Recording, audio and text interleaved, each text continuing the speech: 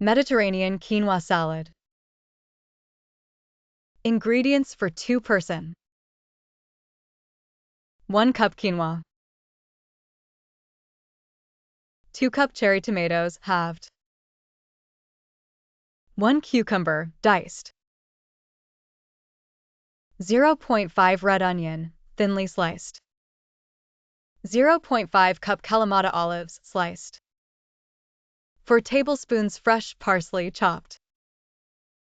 4 tablespoons olive oil. 2 tablespoons lemon juice. Salt and pepper to taste. Steps.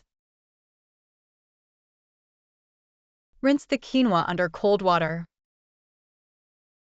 Cook the quinoa according to package instructions and let it cool.